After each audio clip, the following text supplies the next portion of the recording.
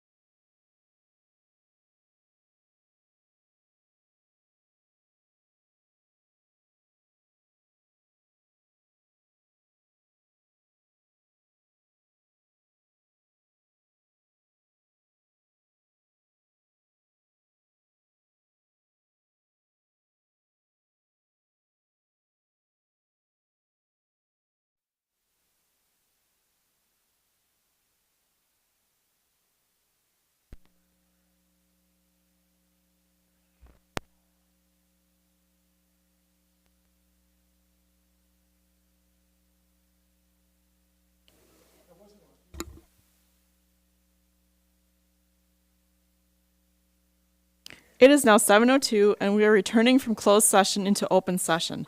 In recognition of the serious and important nature of our efforts here, we will join in the Pledge of Allegiance to the flag. For all those who are able, please rise.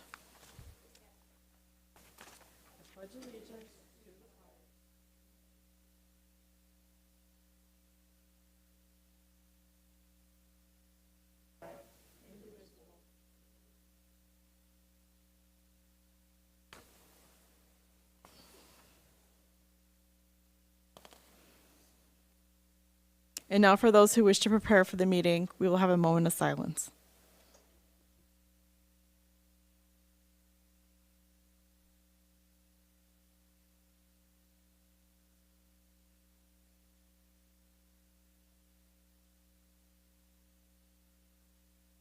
This is a public meeting of the Board of Education. Prior to this meeting, notice was given to the public last Friday by providing the agenda to the City Library. The agenda was also posted on the district website.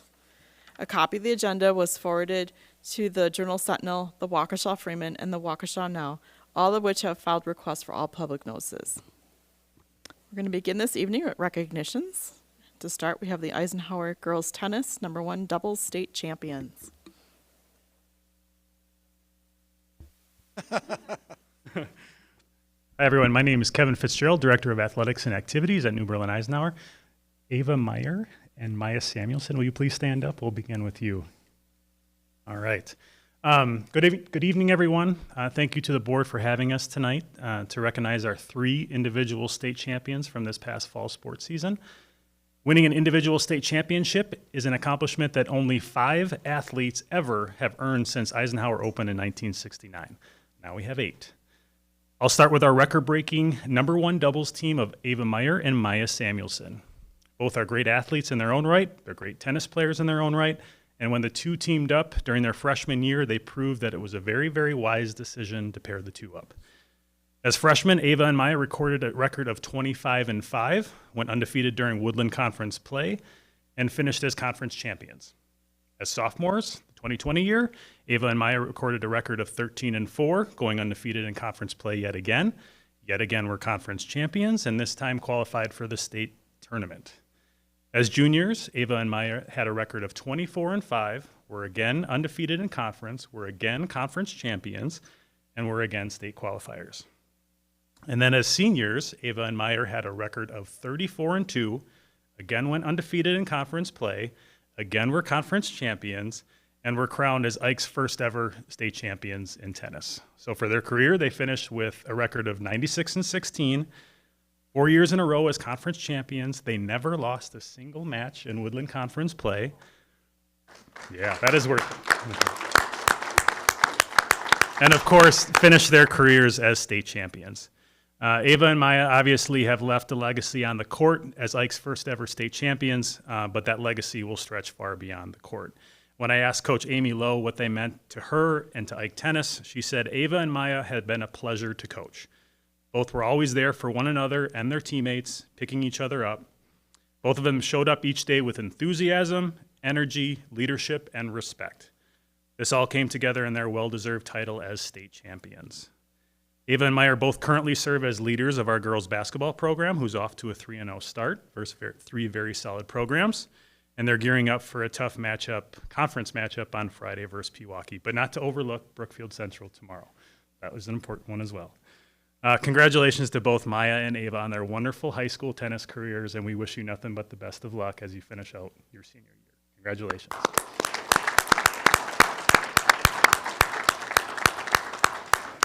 Ooh, let me give you these real quick.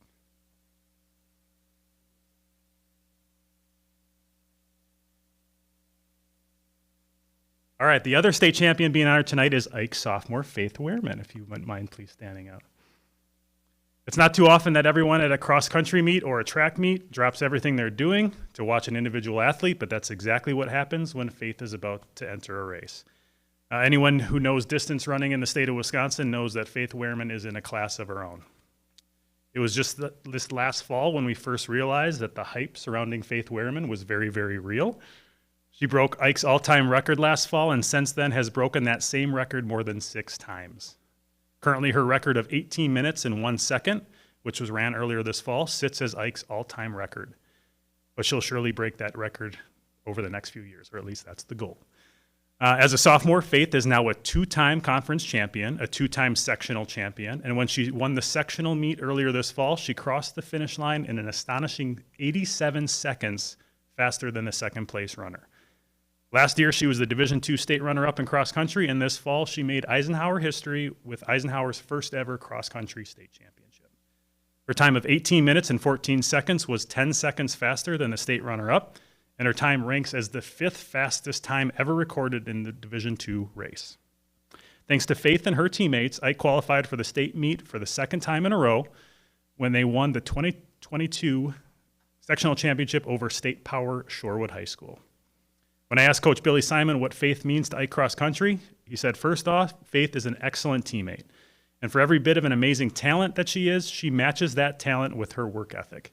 She's a fierce competitor, and her state championship race was one of the gutsiest races I've ever had the pleasure to watch. Faith is truly in a league of her own, and we're thrilled to see what happens this spring and over the next 2 years. Congratulations to Faith on an amazing accomplishment. And the last thing I'll say is one thing, probably have a lot of things in common among these 3 athletes, but one thing that stands out to me is that they went into this fall with a lot of people in the state feeling as though they were the odds-on favorite to be state champions. And what that means is you have a lot of eyes on you, you have a target on your back, you're getting the best out of every single person that you face. So congratulations for overcoming that feat, or establishing that feat, and earning what you did this fall. And last but not least, I certainly won't give away their individual GPAs, but if you take their cumulative GPAs, weighted, and average them up, it's above a 4.0. So congratulations for taking care of business in the classroom, but on the course and in the courts. So congratulations. Pitcher time? Where's Mr. Cody? All right. Thank you guys for taking the time to honor it. Thank you and congratulations. Then there's privilege of the floor, but I don't believe we have any. Have Go anything ahead. for them? What'd you need? You guys have any questions for them or anything? Oh, I'm sorry. Put them on the spot. No? Anything? Thank you again. Thanks.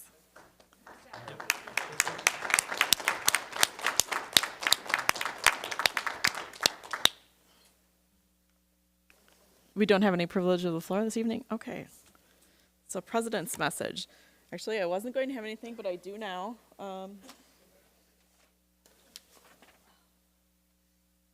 When I arrived here, I received this little letter that was a copy that was sent to Mr. Kimball over at Eisenhower.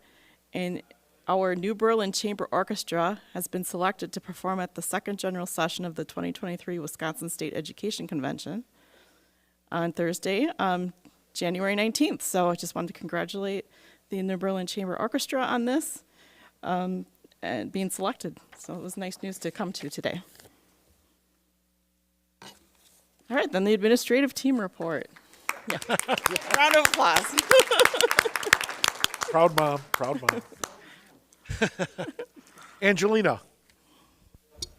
Hello, everyone. Coming back from Thanksgiving break, students are ready to re-enter the classroom and go back to their studies after a very busy but successful month. Mr. Napoli was named District 7's Athletic Director of the Year at the Wisconsin Director Conference for his continuous support to our school with his leadership skills.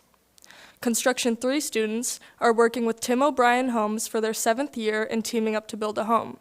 They are getting involved in digging up the ground for foundation, building the walls, installing the plumbing, then eventually handing the keys over to the new homeowner. Business students participated in the mini business world at Carroll University, where they got to learn what it takes to be an entrepreneur and to start and run a business. Students are sad that CNA courses came to an end, with exams taking place just before break, but CNA courses for second semester are close to being removed due to the limited number of students signed up. Seniors attended a life skills fair during advisory where they learned to jumpstart a car, change a tire, self-defense tips, tying ties, check writing, and more, which was a very beneficial turnout. With the World Cup taking place, multiple classes throughout the school are utilizing this in their curriculum. Mr. Dyke's sociology classes are studying groups and organizations in which they are utilizing the World Cup to help explain the importance of groups in society and how it affects us worldwide. Spanish and French classes are also getting students involved in the excitement of soccer in foreign countries to push students' knowledge on the culture they are learning about. To give students in AP Lang a break from writing their argumentative essays, Mr. Molitor's English classes held Hanksgiving, where everyone brought food for all classes to enjoy while they learned about the importance of Tom Hanks and his history, which students very much enjoyed the Tuesday before break. Chambers Choir visited the New Berlin Veterans Memorial, where they Christmas caroled outside to the families. Spanish Honor Society held their annual donation drive competition, where they send all proceeds to the children in Waukesha. They raised over $2,800 with a goal of $2,000, with Senorita Thompson's Spanish 3 class raising $437 alone. French Honor Society held National French Week, where they had a school-wide scavenger hunt, paint night, and chocolate mousse eating competitions, which students from all grades enjoyed and participated in. They are also teaming up with National Honor Society to hold a holiday giving drive, where students are delivering flyers to local businesses to ask for donations, which will go to different families in need in the district. National Honor Society also held the annual blood drive in the middle school gym, with all of their slots filled and all donors receiving freshly made pancakes and a $10 e-gift card. After months of hard work, the NBW Theater Arts Program is putting on the Broadway musical Beauty and the Beast, December 9th through the 18th. The entire student body listened to our guest speakers from Next Level University podcasters on a presentation focused on growth mindset, perseverance, and planning for the future. This presentation offered good insight for perseverance, but was not well received by the students. Our varsity girls volleyball team competed well and were 2022 conference champions, with Megan Schultz receiving first team all-conference, and Ella Kern and Jordan Bauer receiving second team all-conference, and junior Jordan Bauer also receiving her 1,000th assist this past season. The Lady Vikings basketball season has begun with a second successful start, defeating both Muskego and Watertown their first 2 games. And finally, the boys varsity football team made it to Level 4 playoffs for the first time in 35 years, where they played Monroe at Bigfoot High School. They were visited by the 1988 state qualifying football team prior to give encouragement, where they went on to play a great game, and junior Jack Wesolowski receiving Jolly Good Player of the Week. Thank you. Great, thank you. Superintendent update. Yeah, I did want to touch a little bit about some of the events that have occurred in addition to what Angelina mentioned. I know that a couple of you board members, Janet and Mitch, were at our Veterans Day celebration, which we've done, I think now for I think the first year we established was 16 years ago when I got here. And it's just an incredible event where we're able to honor our local veterans and their families. Certainly, we would hope more people would attend, but obviously there's a lot of celebrations and a lot of recognitions that are kind of doled out throughout that day. But certainly was a great event. We had incredible performances by various ensembles here at Eisenhower, various student speakers, and then, of course, Matt Buckley's dad was our guest speaker once again, who is a hailed veteran himself and has an incredible story to tell. But again, just very proud of us being able to recognize all of our veterans in due manner. I also just wanted to mention that, of course, we are all in this season of giving thanks. Certainly extremely thankful for not only this school board, the leadership and direction that this board gives, but also, on behalf of the board and the administration, want to let our staff and faculty know, and our students and their parents, about how thankful we are with the level of success we're able to achieve in many different facets as part of this school district. Whether it's helping balance the budget, whether it's adopting updated curriculum and resources for our staff, whether it's celebrating the incredible work that you just heard Angelina and Mr. Fitzgerald mention. Those are just a few of the incredible things happening in the district. You're going to get an academic update from the Teaching and Learning Department this afternoon or this evening, which will touch on, yes, some of the good things that are happening, and then areas that we need to focus on to continuously improve the district. But Again, just wanted to say thank you to all of our stakeholders, and we very much appreciate you. No additional comments. Then we have our district reports, which includes the incident report, the enrollment report, suspension report, donation report, and financial report. Mr. Seidel, would you please read the donation report? It would be my pleasure. The first donation we received was from the Poplar Creek PTO to purchase 6th grade furniture and 2nd grade assignment notebooks in the amount of $2,677.58, and the approved date was October 11th. The next one was for New Berlin West, the New Berlin Lions Club, to support the French field trip in the amount of $2,030, and the approval date was 10/18/2022. The next one was for New Berlin West, the Safari Club Wisconsin chapter, to support the Trap Club at New Berlin West in the amount of $1,000. The approval date was 10/25/2022. The next one was for New Berlin West also. It was New Berlin Lions Club, support the NHS at New Berlin West in the amount of $462. The next one was for Eisenhower, the New Berlin Lions Club Foundation, to support the NHS at Eisenhower in the amount of $2,190. The next thing was also for Eisenhower, the New Berlin Lions Club Foundation, to support the Eisenhower Science Team in the amount of $420. Next one was for Ronald Reagan Home and School, to support the bus funds for the 3rd grade trip in the amount of $500.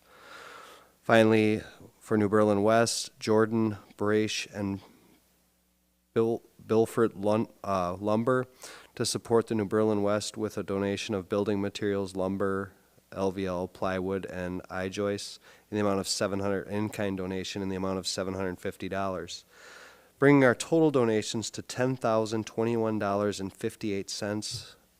It's amazing. Thank you so much to all our generous donors.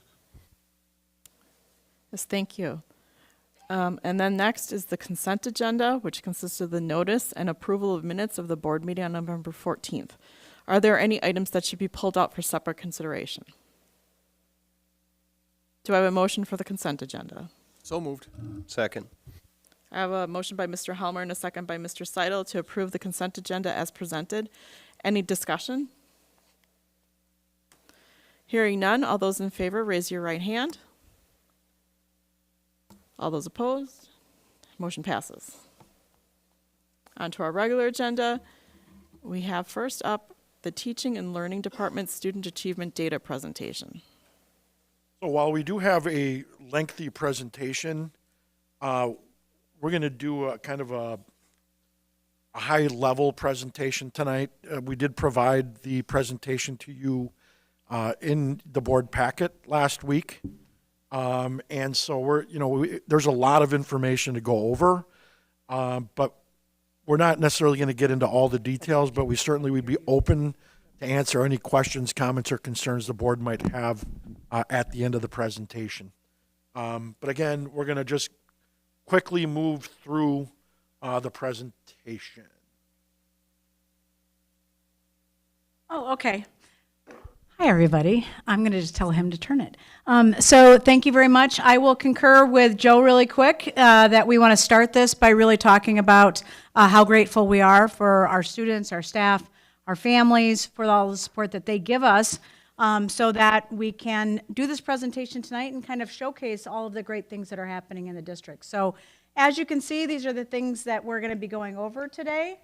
And so the first thing we're going to talk about is some of our data around students with disabilities.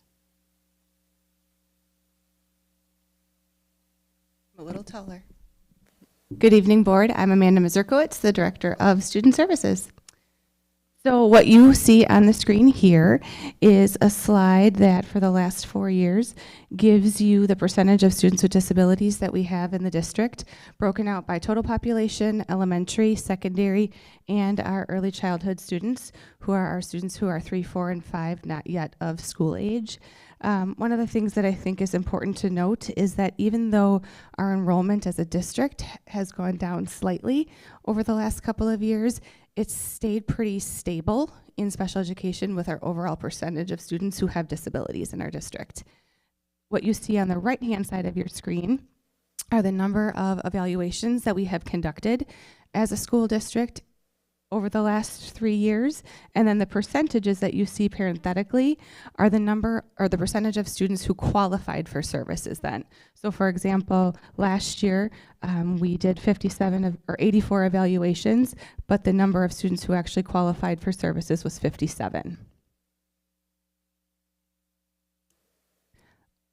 I'm not going to read everything on the screen for you because you have it in front of you, but a couple pieces to highlight is that we did dismiss 46 students from special education services last school year, which I think is a great celebration. What that tells us is that our multi-level system of support is working, which are our tiered interventions for students.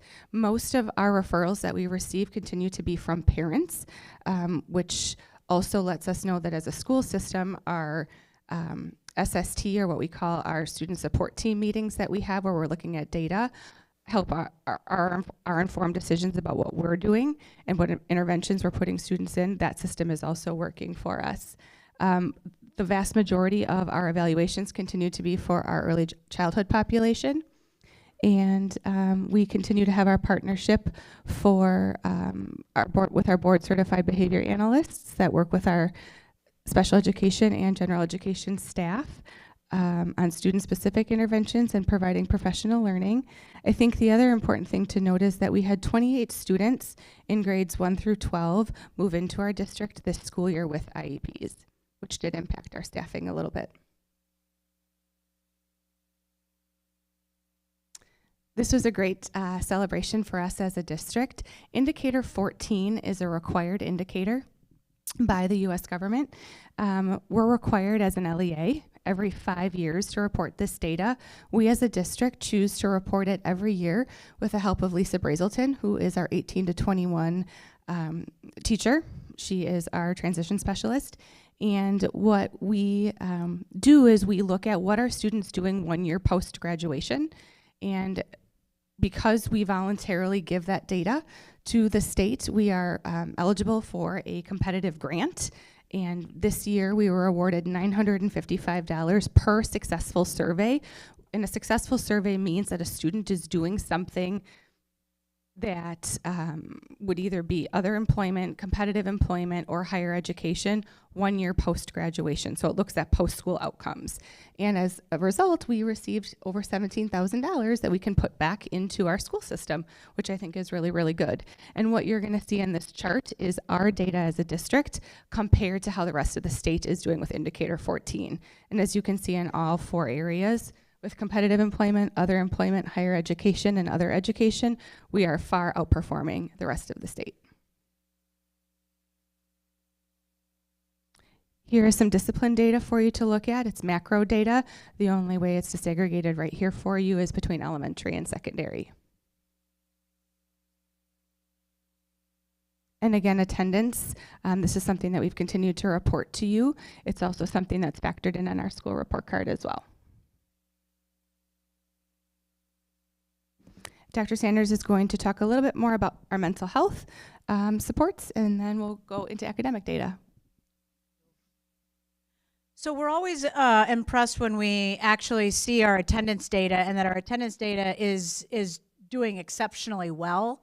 And especially when we look at mental health and social emotional learning issues and the issues around anxiety right now. So we have been lucky to get a lot of grants. We've talked to you about that before. $479,800 we've gotten to support our initiatives. These dollars are spent on the things that are listed there.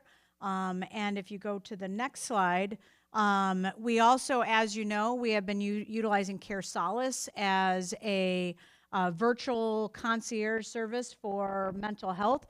We have a lot of our families that are utilizing this service. The majority of the students that are being referred are early children ages 3 up until adolescence. Our next group is adolescents, but we have 23% of our parents that are actually using Care Solace as well. So it's a nice service for our families to be able to utilize. We also have been very lucky. We have been working with Family Services. You awarded them our Friends of Education Award last year as our mental health provider. But we have been lucky to, as we told you last year, we were not able to find service for elementary buildings, but this year, through the diligence of Amanda and myself, we have all of our buildings covered for on-site mental health care, and our sections, our appointments are entirely full for those that need it. So that has been a blessing for us. As you can see, these are the resources that we have been utilizing. Integrative Psych is new for us. Clinical Psychologists Association is new for us, and they are filling the gaps that we had, and we're very proud of that. Anybody who's watching this or will review this PowerPoint later, there is an active link there that goes directly to our district website to give you more information about mental health supports. So we're going to turn it over so you can hear a little bit more about academics and our school report card.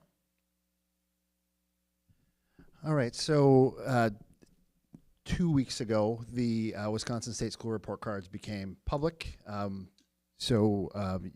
You probably saw our press releases about that, but I just want to walk you through a couple of the highlights of that. So, just one thing to remember about the school report card is that when you look at it, it's hard to compare from one year to the next, or from school to school, or from district to district even, because the overall score is based on percentages of students actually who are getting free and reduced lunch. So some schools with high populations of students on free and reduced lunch have a bigger weight given towards their growth rather than their achievement. We don't need to get into that, but I wanted to just point that out to you. But what you'll see on this slide is what the school district of New Berlin's kind of percentage weight was for each area of the school report card. Obviously, you can see that the greatest weight gets placed on achievement within our school district, where growth and target group outcomes and those kinds of things have a little bit less weight. There are districts in the state that have a higher percentage for growth, so you can see that. You can also then see over the last 2 years how our scores have come out in each of those areas, with our total score going up by about a point between this year and last year, or this report card and last year. As you probably know or have read in our press release, the school district of New Berlin again significantly exceeds expectations on our state report card. One of only a few school districts in the state that does that. You can also see that 4 of our 6 schools meet that significantly exceeds expectations mark, and then the other 2 significantly exceeds expectations. So some really positive things there. And then the last slide that we'll talk about the school report card is really, each of the different categories in the school report card. We get a report out on our district, how it compares to all the rest of the districts in the state. And as you can see, we score higher in each of the categories, than over 95% of schools districts in the state. Which again, I think is something pretty amazing within the school district in New Berlin. So, next slide. So let's just talk a little bit about some of the data that we have out there. Again, this data that you're going to see is not necessarily is beginning of the year data. So a lot of instruction has gone on between the beginning of the year and now. So we give out obviously the Ford exam at the end of the school year, and then our Fast Bridge assessments come at the beginning of the year, winter, and then at the end of the year. So that's what a lot of this data is going to be. So students took the Ford exam again in 2022. If you remember last year when we talked to you, our data was down, or our participation was down just a little bit because of from the year previous, because of some of the kids that were going that opted out because of virtual. It went back up. We had near normal levels of participation again this year. As far as the state averages go, we significantly outscore the state in every single category, ELA, math, science, and social studies. In fact, the gap between us and the overall state increased or stayed the same in every single category, except for science at the elementary level. Science, the gap closed a little bit, so that's something we're going to be looking at in not this year, but as we move into next year and the following year, about what's going on with some of our science.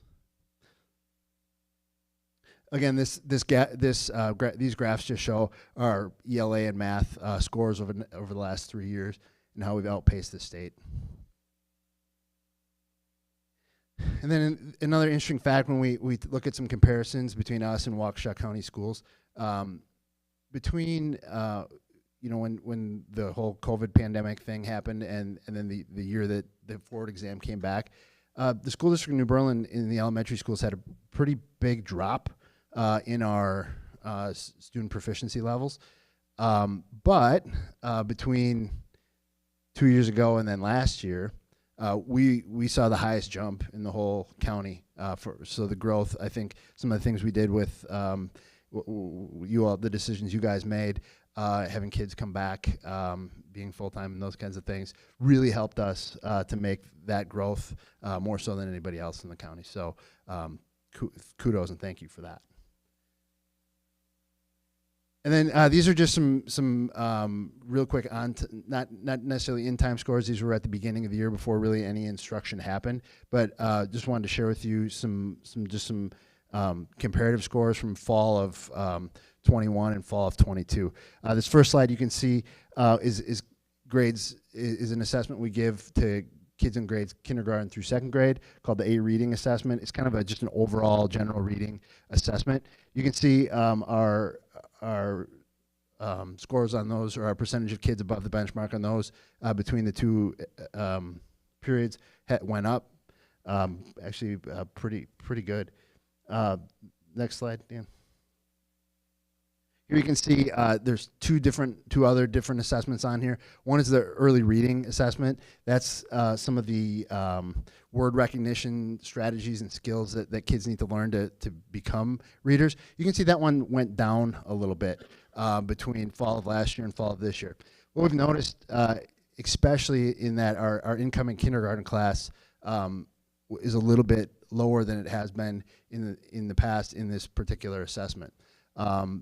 When I talk to my colleagues across the area and across the country, they're seeing that. That could be maybe because kids were learning their sounds and ABCs and things like that behind face masks or something like that could have possibly had an impact on it, but we don't know. But we're seeing that not just in New Berlin, but across the state and country. Next slide, please, Dan. And then again in math, the A Math is just an overall measure of math that we give to our grades, kids in grades second through sixth grade at the elementary, and there's some pretty big growth in there. Next one, Dan. And then again, within the benchmark early math assessment, we saw that little bit of a dip as well. And again, a lot of that had to do with our incoming kindergarten class was a little bit lower. Again, not something that's an outside from other places that we've talked to. And then, so just a real quick summary. Ford results are on the way back near where they were before the whole 2020 closure and pandemic. Our overall general reading and math in grades K through or 2 through 6 have improved, and then some of our early entry or our early general things are a little bit lower than the past, and that has to do a little bit with our kindergarten, our incoming kindergarten class. Next slide, Dan. And finally, as you know, we're implementing a new ELA curriculum this year that really teaches phonics explicitly and systematically, which we think is going to be a really good thing. We've had some nice feedback from our staff and looking at student data. We're also implementing an adaptive game-based system, which is really cool. Kids are really, they like it, and it's really picking up on some things, some areas that just don't, maybe we wouldn't have picked up on before. So it's a really nice thing. We're going to continue to use Alex Math, Redbird Math to increase our math skills. And then we're going to explore a little bit more about math automaticity. That's kind of fact fluency and those kinds of things, which is one area that we notice is a little bit deficient maybe in some of our programming. I'll turn it over to Kelly for a secondary. Hi, Kelly Kwiatkowski, Director of Secondary Teaching and Learning for the school district. The first data set that we're going to look at tonight is our forward data. In 7th through 12th grade, students in 7th and 8th grade take the forward assessments with the exception of social studies. That also includes 10th grade. As you can see by the chart, in every area we outperformed the state, and we outperformed ourselves in every area but science from the previous year and stayed the same in math. So we saw some gains in English and social studies, and if you look on the next slide, you can see what the 3-year trends are in each area. And in social studies, we really went up, maintained in math, and then you can see slight growth in ELA, and we're watching science, just as Brady said, for K-6. In FastBridge, we saw some nice growth from last fall to this fall. If you remember, last year was the first year we gave the FastBridge assessments to our students in 7th, 8th, and 9th grade, and you can see the 7th and 8th results here. And then in math, stagnant. But when you look at that 7th grade score, that's 78%. When you looked at 6th grade, they were 77% last year. So even that cohort showed growth. ACT Aspire for 9th and 10th grade students. I'm very proud of our students, families, and staff for these scores. You can see we outperformed the state in every area. We outperformed ourselves from last year in math, reading, and science, and we stayed the same in English. And if you move to the next slide, you can see that the school district of New Berlin was the highest percentage of students who are proficient or advanced with mathematics in all of Waukesha County. And the same holds true for the area of science. So that's a lot to be proud of. In English, we were in the top tier.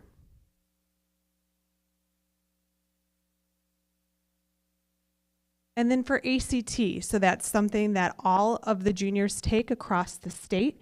You can see we were also in the top tier of Waukesha County. I think we were the 4th highest school district in the area with our scores, and we were up from last year, which was, I believe, 21.9. We saw the most growth in the area of reading, which was a goal for New Berlin West and Eisenhower last year.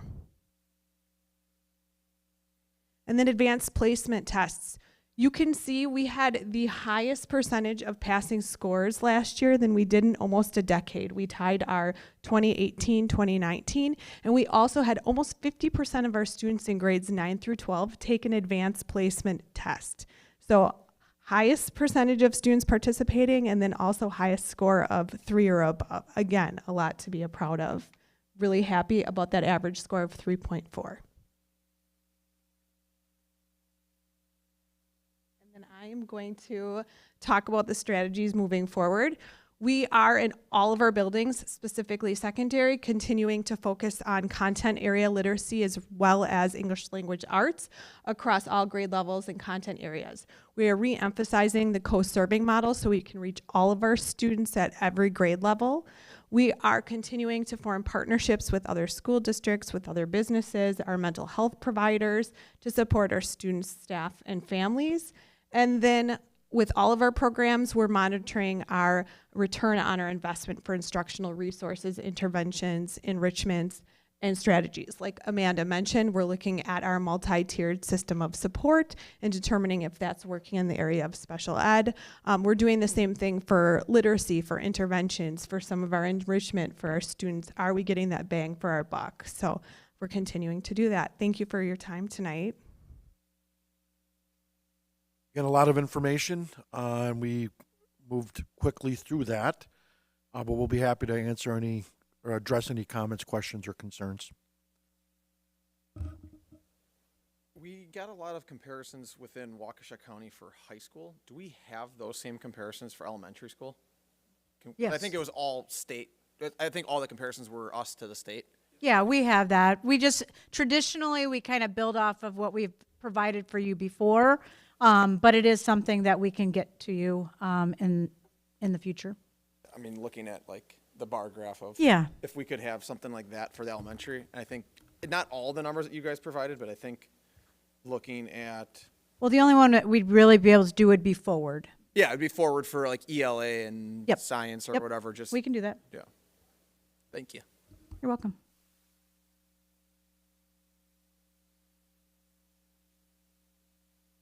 Any other questions? If you do think of something between now and, I know that Janet sent me a list of additional data that she'd like me to share with the board, so I'll be doing that. And we'll, if we can get this information the sooner the better, ready for the elementary, that would be great. Thank you very much. All right. Thank you. Thank you. All right, back to the agenda. We have new course proposals, a first read. Hello, it's that time of the year where we analyze what we've done in the past, determine what needs to be adjusted or changed, and then propose anything that's new or anything that we need to delete. So first, I'll start with our course adjustments that we're proposing for 23-24. It sounds odd, but I guess that's what year we're coming up against. So the first one, we proposed the Spanish for Heritage Speakers 1 class last year. The educator is proposing a second level of it. It would not increase the number of sections. These students aren't quite ready to go into the Spanish level 3 or 4 like we thought. So they'd be in the same section, and the teacher would be using Universal Design for Learning to make sure that they're getting different instruction, different vocabulary, different material for the second year before they can transition into a new course. We have a wide continuum of students in this course now, with very limited English to more proficient English. Art 8 currently for students is only a year-long elective. So if a student elects Art 8 in band, there's no other electives. So we are suggesting that Art 8 can also be taken as a semester course. So if a student wants to take the semester exploring computer science, intro to business, graphics, or a gateway engineering course, they have a little bit more flexibility within their schedule. I should also say those students would be in the year-long art course, so this is another section. The students would be added to the current section. Technical education changes. So the first change, we got feedback from our students that they would understand how machines work too better than manufacturing productions. It's a second level of that course, so not a new course, just a name change. Currently, Project Lead the Way Civil Architecture and Engineering typically runs at West, and Digital Electronics runs at Ike. We are seeing a split in enrollment when it's course registration time because we advertise it at both schools. So we'll get maybe 12 in one section, 15 in another section, and we think this would better help students navigate where they would take this course, and we would get bigger numbers within one course. This is the third level of an engineering course sequence within our pathway. Education 201 is a course we currently offer through UW-Waukesha with our teacher. It's a semester course. Students are required to get 75 internship hours within this course. That's a lot. So the educator is proposing that we take the semester course into a full year course. She already has a full year dedicated to FTE, so this wouldn't impact her FTE or cost us more money from a staffing perspective. It would just be more time for the students to learn a lot more about education experience at hands-on, etc. And then we have the new proposals. We have 2 tonight, an ACT prep class.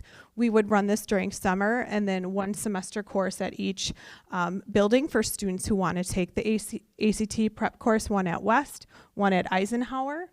and there would be a student fee. It would be $15, so the student would take an additional pre-ACT, so we could gauge where the student's at for baseline and what kind of topics we need to focus on for the rest of the year. And then an aviation course. This is a new pathway course in our technical education program. The job outlook on pilots is very good. And we have less and less, if you look over the last decade, of students and adults interested into that pathway. So this is a spinoff of our Gateway Aerospace Engineering course that's very popular.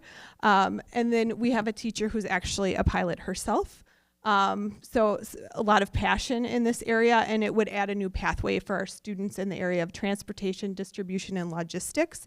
What I like about this proposal is the curriculum is absolutely free. So it is a curriculum proposed by aviation operators and pilots.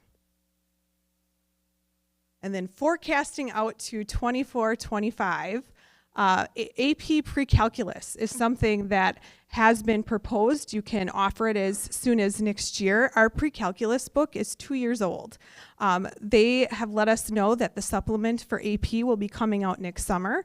So that will give us an opportunity to analyze it to see if our course currently meets all of the standards and our textbook meets all of the standards, so we can offer this AP course in 24-25. And I just wanted to project that out there for you because I've received a few questions from our staff and community members. Any questions? We will not be seeking approval tonight. The board typically will take a couple meetings to wait to approve, similar to what we do with most of our policies. They're not reviewed at the committee level. So if you do have any questions for Kelly now, feel free. Otherwise, I'll be happy to address them at the next meeting. Thank you, Kelly. Thank you.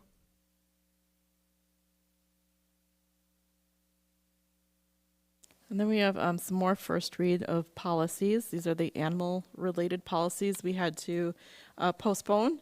So I guess there were updates to the Neola policies. Yeah, so if we could actually go into the open enrollment policy discussion first. Oh, I'm sorry, I skipped over that. Oops. Yes, let's that's do the okay. open enrollment policy. Yeah, really, we just need direction from the board on what the board would like us to do. As the board may be aware, we need to make changes to our policy prior to February 1 if we're going to make them at all. And meanwhile, Patrick and his department needs direction on what formula to use. We would certainly recommend maintaining the formula that the board has recently worked through.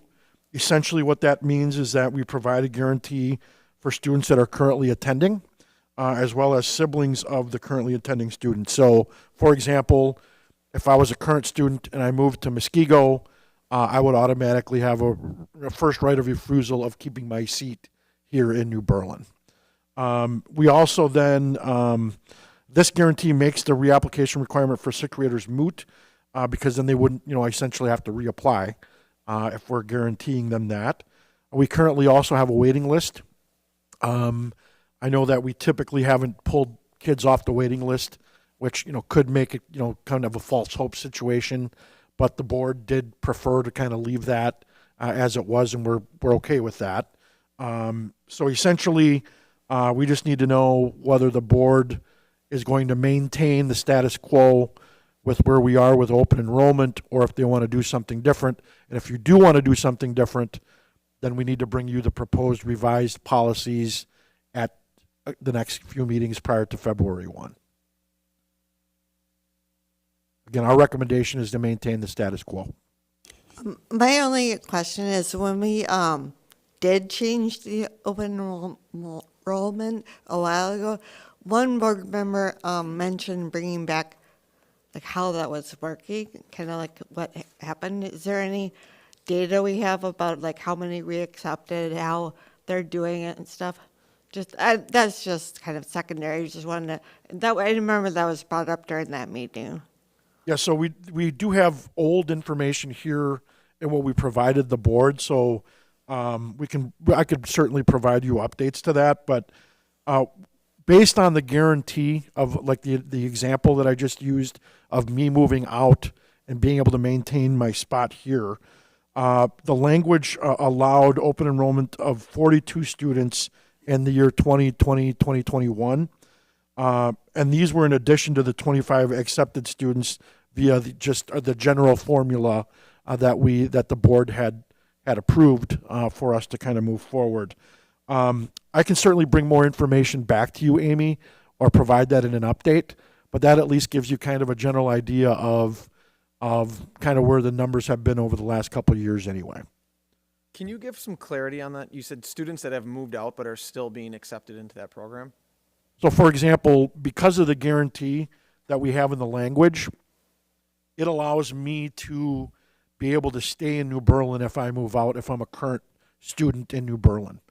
So any currently enrolled New Berlin students are guaranteed an open enrollment spot if they so choose. So like if I go to Muskego and my parents want me to apply for open enrollment, I can stay here. That's the guarantee that we offer. Again, we strongly believe that based on trying to find a solution for the board without getting too kind of opening up the floodgates where things would get too crazy. We strongly believe in having the students that we have and keeping them if we can, because which is different than having a student coming in and say 8th, 9th, or sometime later. And I think a couple of years ago we provided kind of like a breakout of kind of the impact that students just that are coming in that are open enrolled that are older are not performing at the level of our students that are currently in our district. So how does that work then? Do they leave our district and we get half the funding then? It would probably be a third. I'd have to ask Patrick on that. Okay. For a full-time FTE, we receive $11,660 in revenue limit funding. For an open enrollment student, we receive around $8,750. So we'd lose that full-time FTE that first year, but we'd only realize actually a third of it over the 3 years then. Is that correct? Correct. How that formula would work? 1/3 first year, 2/3 second year, and that full FTE the third year. Okay, thanks. Oh, I was also going to add one question, sorry. On the waiting list, do we ever get complaints from families that say, why do you have a waiting list? Like, I thought by you having a waiting list, we were applying and we thought we'd get accepted? That would be the only thing that I would, that's given my office, Diana, now Ann, now Patrick, having those tough conversations that. Are you guys having those tough conversations? We do. Okay. Every year. So every year that we've had a waiting list, we've not always had a waiting list, but again, we don't want to rock the boat too much with you because this was a pretty hot topic for several years. So we're willing to have those tough conversations, but like I said, that does because they're limited into the districts that they can apply to, or that there's a guaranteed seat, for example. They may have this false hope that, sure, they may have applied here in Elmbrook. They want to be here thinking because they're on a waiting list, they're going to, get their spot, like say they're number 1 or number 2 on the list, when essentially it's usually never, not typically going to happen. I shouldn't say never. It hasn't happened before. And so that's why, like I mentioned, that false hope piece. So my only question, it has to do with the waiting list as well. And I don't expect you to know this off the top of your heads, but I'm just curious as how many people are on the waiting list. You can always send that out to us. Or if I'd have to get back to you. That's fine. Unfortunately, No, that's Diana fine. was here. I should be able to answer that off the top of her. No, and head. that's fine. Yep. I wasn't really looking for an answer right now. Okay. So if I can get that information. We will do that. At some point. So thank you. If we remove that waiting list, and let's say we want to do open enrollment next year or the year after, is there any problems with getting rid of that waiting list this year and then bringing that back if we wanted to open enrollment in the future? There's not like a year waiting list or anything. We're not causing any problems by eliminating that? Correct. Okay. And again, that's just one of the hot topics that we've had in the past that we just mentioned to you so that you're aware of it. We're good either way. Like I said, we'll deal with it because we have been. And if you want to get rid of it, let us know, because then we would have to make that change to the policy. which right now does say that we have a waiting list. Yeah, Mitch, the only reason we kept the waiting list was because it allows you the opportunity to reconsider later, I think in January or something. I don't remember, March, maybe? It allows you to reconsider. I think it's, yeah, you're correct. Yeah, I it's think, March. yeah, you could change it last minute to open seats, and then you'd have a waiting list. That's why we established. 'Cause had if you the didn't waiting have the waiting list established, You couldn't do have that, yeah, that's what we had to. So I guess, if the board, Madam President, if the board moves forward with not opening open enrollment seats, I would like to eliminate that this year, the waiting list. Okay, it's something, Then what we would do is just bring a proposed policy with that amendment, right? and then the board can decide, via a vote. Now, if I remember correctly, it's setting that 9% buffer. That's what is keeping additional seats from opening. If we were to reduce that buffer, that would then open up seats. If you increase the buffer. I'm sorry, increase the buffer. Yes. Okay. And we would not recommend that. Okay. Then, I guess I'm trying to think, if we do that amendment, amend the policy to remove the waiting list, I guess we should have that then presented to us when we vote. Sure, we can do that, and then again, if If we don't, we the board wants to make other changes, you can. Well, No. should we take a friendly vote now, I guess, to have that I could amendment added? poll you if you, Yeah, if you want to do a quick poll. I just don't want to have them go through that work if Right. everyone doesn't want that and I'm the only one. okay, there's just by a show of hands, a poll, how many would want an amended policy presented, removing the waiting list?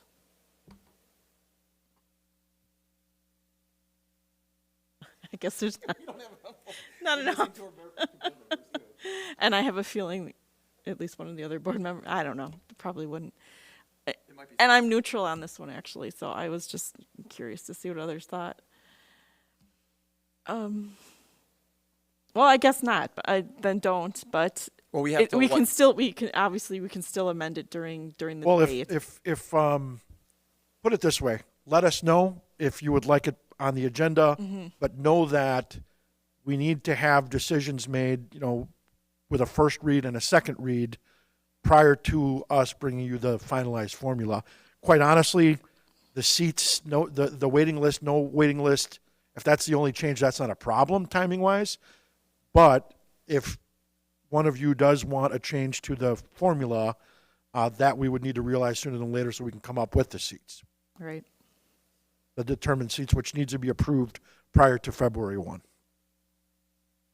And this is on the agenda, I think, at least tentatively, for that second meeting in January to vote. That's for correct? approval of the open enrollment seats themselves. Okay. But we would need any sort of policy change, again, Policy is first and then the vote on the Correct. seats. That's because that would drive how we determine the available seats. okay. So we only have 2 meetings before that. We have the one next week, and then we have the first one in January. So we'd have to have a proposal. Should vote on it next meeting. I thought that we voted together the last years. We voted on the policy and then we set the seats right after. Did we or no? I thought You can do that. Yeah. You can do that. It just, if something weird happens, we would have to maybe have a special meeting Okay. to bring you back for us to develop. I mean, unless we brought your staff in to calculate any change, Patrick, but that would not be preferred. We don't want to surprise you on the same night should anything change. Sure. I think what was done previously was we were given 3 scenarios. Here's this percentage, this percentage, this percentage, and we voted on each one. And I know we did have an issue there where nobody passed it at first, and we had to go back and redo it, the vote. So, yeah, I guess it makes more sense to approve that policy first then. So, Okay. so bottom line is, if we're not making any changes, there's nothing we need to do between now and then. Right. And then we can get you the seats, knowing what the percentages are. We can get you those seats as soon as the next board meeting, if we need to, which is next week. by the Yeah. way. By the way, You remind. can just know how many people are on the waiting list, and if You we bet. know class classes that they would like to get into or anything like that. Thank For you. sure. Perfect, thank you. All right. So we will assume no change unless we hear differently. Okay. If from- anybody wants to change, just email me and we'll put that on the agenda. So when you talk to a parent, you say there's 0 open seats, but we'll put you on a waiting list. Like there's 0 seats. I guess I'm not understanding that. They just aren't understanding that. Or That would happen. okay. It's the application process, right? So each family gets, I think it's 2 or 3 applications. But they still can apply even though we have 0 open seats. They can. Yeah. Yeah.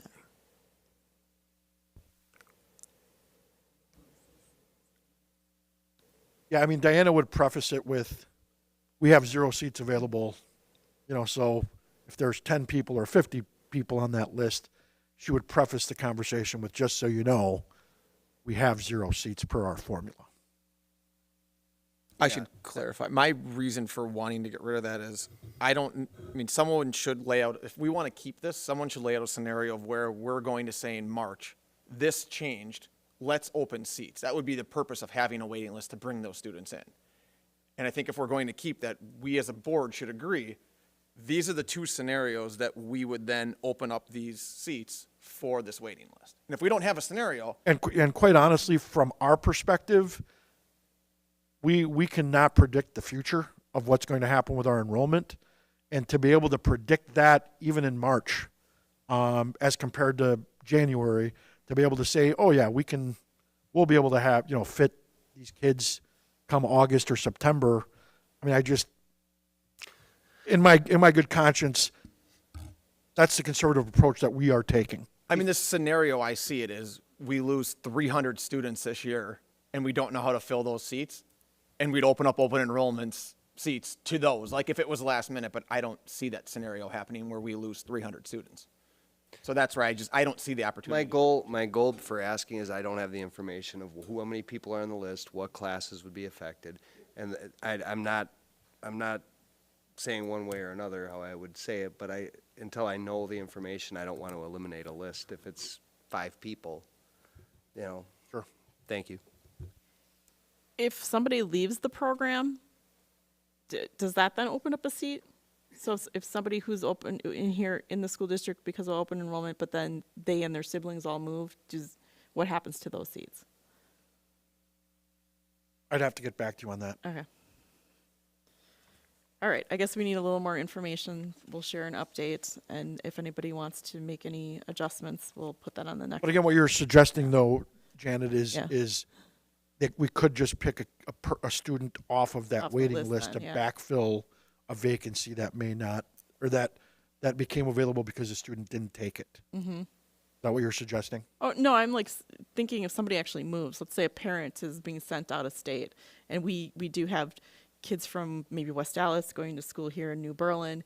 Those, maybe there's siblings even, there's 3 of them. They all have to leave. They can't be in the school district anymore. The parent is in a different state. What happens to those seats? Do they become available? I'll have to get back to you. Okay. All right, so we'll move. I will have that information for you in the next day or 2. Question. Sorry. So, removing the waiting list does not affect parents from applying to New Berlin, does it? Like what they would, if they could only apply to 3 schools, 3 districts, and they apply here, they've already applied, and then we put them on a waiting list. Do you think that having the word waiting list in our policy is what's causing them false hope? I don't know. Does that make sense? We They've think already so, applied. just based on our experience, Okay. yes. Okay. Yeah. Are we? And it also just depends on how bad they want their kids in the district. I was just going to add, if we want to get quantitative data, can you pull the waiting list numbers? Well, you could pull applications pre-waiting list and post-waiting list and give us the numbers, because then we can see, did it actually go up 5% or 50%? Yes. Thanks. Yep. So we will get you information, and then if you feel strongly that we should make a change, please let Janet know, and then we'll move forward with items on the agenda if needed. All right. So now we'll move on to the first read policies, the animal-related ones that we had to postpone. Yeah, so the only reason we're bringing these policies to you is because we have had questions about our approach to how we're going to handle animals on district property. We actually had a miniature horse over at Poplar Creek. That's a kind of it's a therapy animal, but as part of the police department, they kind of do that. It's a former student. Anyway, Nicole had a great time petting the horse, so it was helpful for Nicole. But then it also clarifies. We have had staff members inquire, like, could they bring their pet to be a therapy pet, and we just want to clarify where we are with it. In fact, we don't want to get into that business, quite honestly. We certainly service animals is separate than a therapeutic turkey or goose or typically a dog. But we just, and again, we did get updates from Neola. So we are recommending the proposed drafts that again, were provided us by Neola. So we're not seeking approval tonight. But again, the reason for it is just we've gotten several requests, and we just want to be very clear in how we're moving forward. Even though Nicole may want a miniature horse here every day.